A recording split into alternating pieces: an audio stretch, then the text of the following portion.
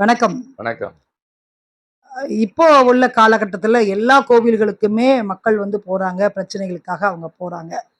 ஆனா நிரந்தர ஒரு தீர்வு அப்படின்றது எந்த கோவில்ல கிடைக்கும்? நம்ம பொதுவாக ராசி, நட்சத்திரம் இல்லாது பொதுவாக எந்த கோவில் போனா நமக்கு நம்முடைய பிரச்சனைகளுக்கு நிரந்தர தீர்வு கிடைக்கும்? அதாவது ஒரு பொதுப்படையா ஒரு கோயிலுக்கு போனா எந்த கோயிலுக்கு போலாம்? எல்லா மக்களுக்கும் பிரச்சனைன்னு இருக்கு. ஜாதகத்துக்கு அப்பாற்பட்டு கேட்குறீங்க. ஜாதகம் எல்லாமே நெறைய பேரு நோயாளி. ஜாதகத்துல உங்களுக்கு இந்த தசை நடக்கும்போது, உங்களுக்கு இந்த பிரச்சனை. இந்த கிரகம் கெட்டிருக்கு, இதனால பிரச்சனை.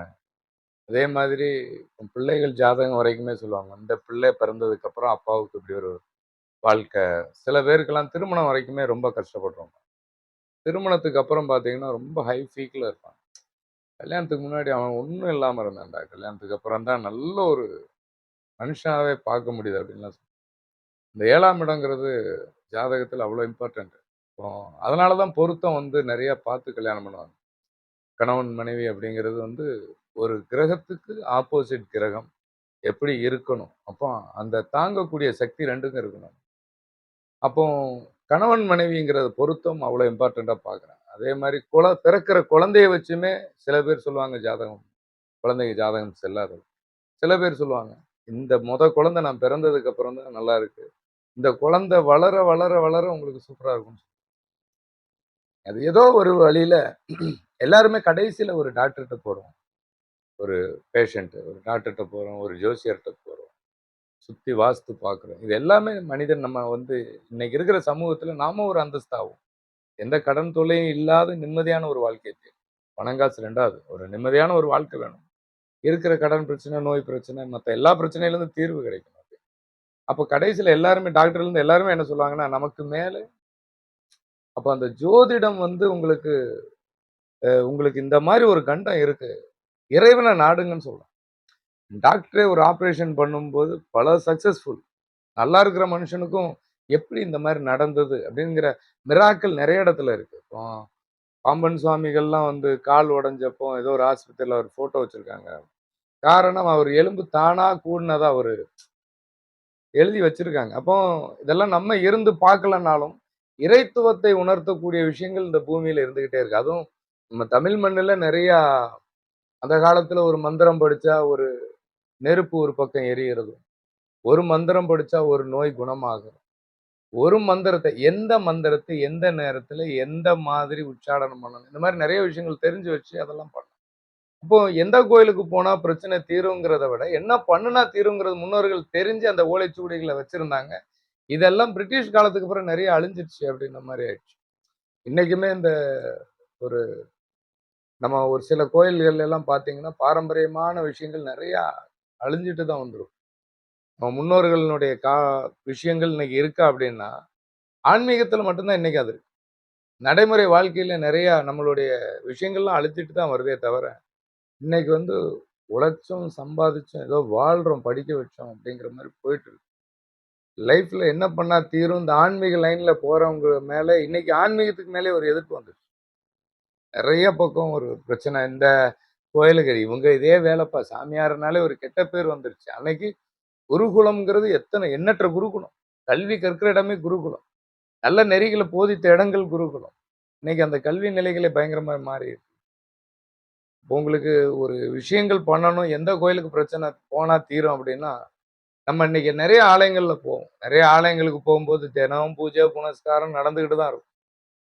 பூஜை, புனஸ்காரம் நடக்கிற இடத்துல இறைவன நல்லா பிரார்த்திக்கிறோம், நல்லா வேண்டிக்கிறோம். ஆனா, சிவன் கோயில்ல போயிட்டு நீங்க எதையாவது எடுத்துட்டு வந்தா என்ன சொல்லுவாங்க? எடுத்துட்டு வரக்கூடாது. கையெல்லாம் தட்டிட்டு வரணும். நம்ம முன்னோர்களால் கட்டப்பட்ட பாரம்பரிய கோயில்கள் நெறைய சேதம் அடைஞ்சு கிடக்கும். நம்ம வாழ்க்கைய மாதிரி. வாழ்க்கையில நெறைய பிரச்சனைகள்ல எப்படி அடிச்சு, உடைஞ்சு கிடக்குதோ, அப்ப நாம என்ன பண்ணோம், சிவன் கோயில்லேருந்து நீ ஒரு புல்ல கூட எடுத்துட்டு வர முடியாது. அங்க போய் பாழடைஞ்ச கோயில்ல உன்னால ஒரு கல்லு வைக்க முடியுமான்னு பாரு. அந்த கோயில சரி செய்யறதுக்கு, அதாவது பாழடைஞ்ச கோவில். ஒவ்வொரு நட்சத்திரத்துக்குன்னு ஒரு கோயில். எந்த நட்சத்திரக்காரர்கள் எந்த கோயிலுக்கு போனா, எந்த சிவன் ஆலயத்துக்கு போனா அப்படின்னு இருக்கும். எல்லாரும் எல்லா சிவன் ஆலயத்துக்கும் போ முடியாது. எல்லா நவகிரகத்துக்கும் சிவனாலயம் தான் இருக்கும். உங்களுக்கு 27 நட்சத்திரத்துக்கும் சிவனாலயங்கள் தான் இருக்கும்.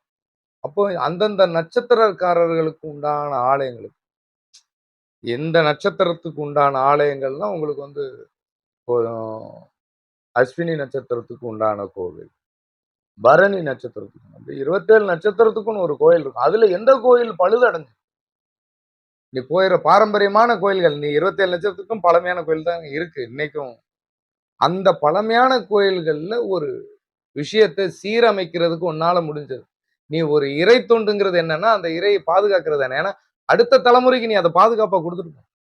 நீ உன் வாழ்க்கைய சரி பண்ற மாரி, நாளைக்கு நம்ம தலைமுறைகள் வந்து 27 நட்சத்திரத்திலயும் பிறக்கும். அப்போ அந்த நம் முன்னோர்கள் வந்து நம்ம நல்லா இருக்கணும்னு கட்டுன கோயில்.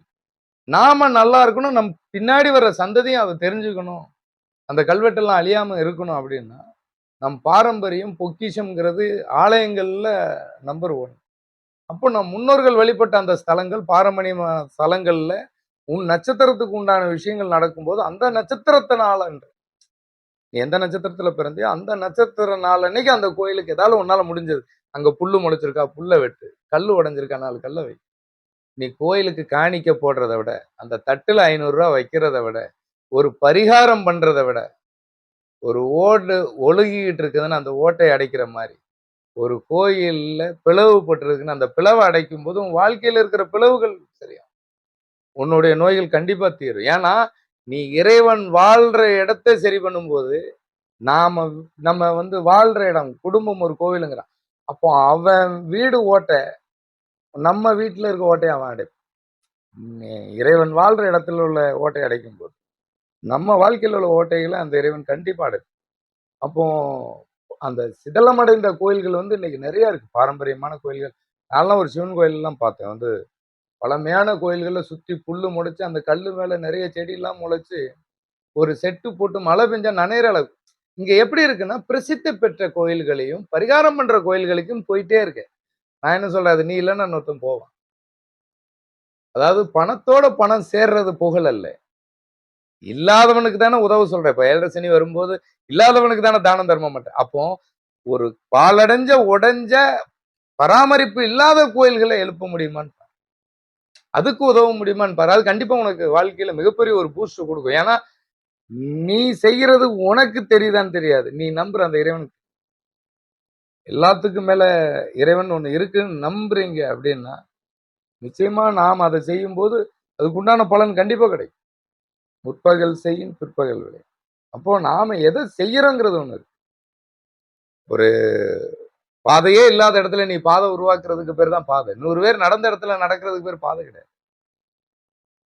அப்போ ஒரு பாழடைஞ்ச பராமரிப்பு இல்லாத ஆலயங்கள, அவங்கவங்க நட்சத்திரத்துக்கு தகுந்த ஆலயங்கள எடுத்து உங்களால முடிஞ்ச ஒரு சின்ன உதவி, வேறு உதவி இல்லைனாலும் ஒரு கல்லாவது வைங்க. ரூ. 100 செய்ய இன்னைக்கு ரூ. 100 பெரிய விஷயம் கிடையாது. ஒரு ரூ. 100க்கு குறைஞ்சது ஒரு 10 கல்லாவது கிடைக்கும். 10 செங்கல்லாவது கிடைக்கும். இல்ல கருங்கல்ல கட்டின கோயிலுக்கு செங்கல்ல குடுக்காதீங்க. கருங்கல்ல வாங்கி குடுங்க. இது சிறுதுளி பெருவெள்ளம். நெறைய பேர் இந்த மாரி ஆலயங்கள போகும்போது என்ன ஆயிடும் அப்டின்னா, உங்களுக்கும் ஒரு ஆத்ம திருப்தி கிடைக்கும்.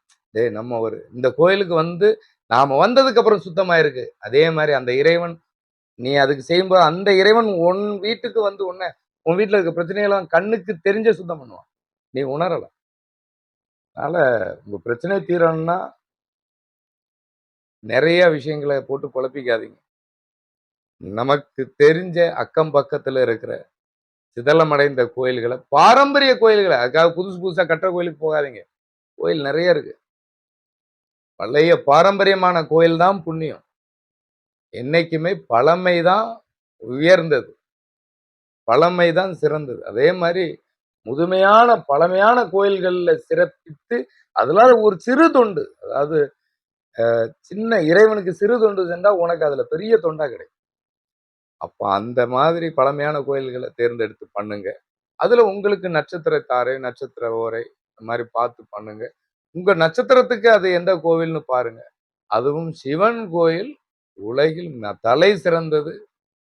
நம் தமிழர்களின் பாரம்பரியம். சிவன் சொத்து அப்படிங்கும்போது, நீங்க அந்த சிவன் கோயில்ல ஒரு கல்ல வைக்கும்போது, உங்க வீட்டு வம்சம் கடைசி வரைக்கும் அந்த கல்லு மாதிரி அழியாத புகழையும் நிலைச்சு நிக்கும். வம்சம் எப்படியாவது காக்கப்படும். வாழ்க்கை கண்டிப்பா உயரும். வாழ்க்கையில இருக்கிற பிரச்சனைகள் தீரும்.